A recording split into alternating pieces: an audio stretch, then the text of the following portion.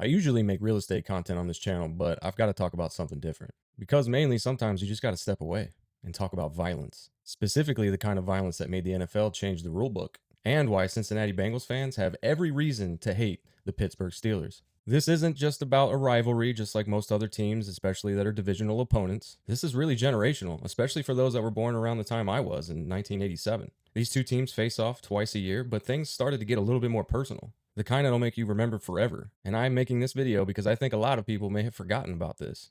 This being a series of brutal hits that were done to Cincinnati Bengals players that made the NFL change their rules. And all of them are, of course, during Pittsburgh games. Let's start off in 2005. The Bengals finally had hope again. Carson Palmer was slinging it, and playoff football was in Cincinnati. And then on the second play of that game, Steelers lineman Olhoffen dove straight into the planted knee of Carson Palmer. And then there was a pop. ACL, MCL, PCL, everything was over. The season was over. The Bengals' Super Bowl dreams were gone in one hit. The league later changed the rules. Quarterbacks can't be hit low like that. But at the time, totally legal.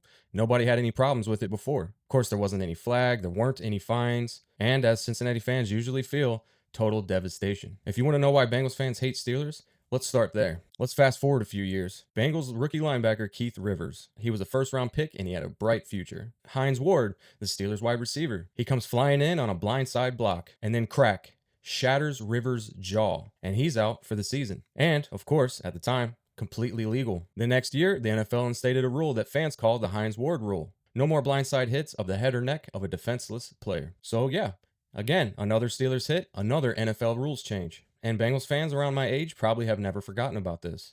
Hines Ward wanted to look tough on ESPN, and it cost the player an entire season and broke his jaw.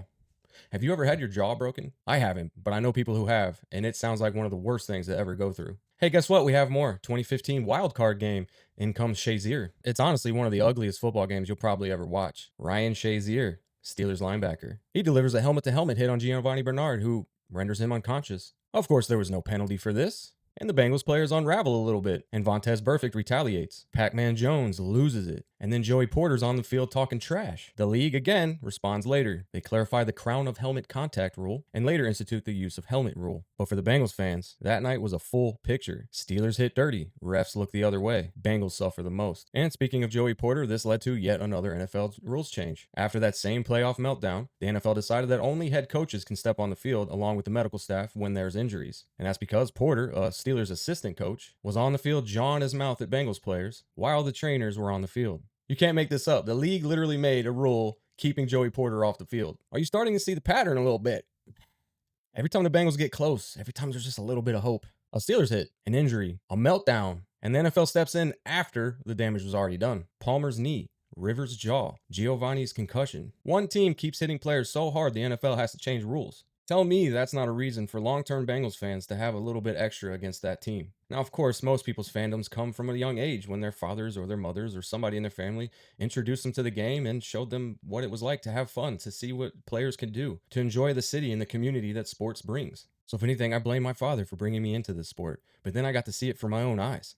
And things just got a little bit more personal. So whenever you hear that Bengals fans take the rivalry too seriously, remember the history. Remember that we were all just once young kids or teenagers trying to watch our team go to the playoffs or have some hope.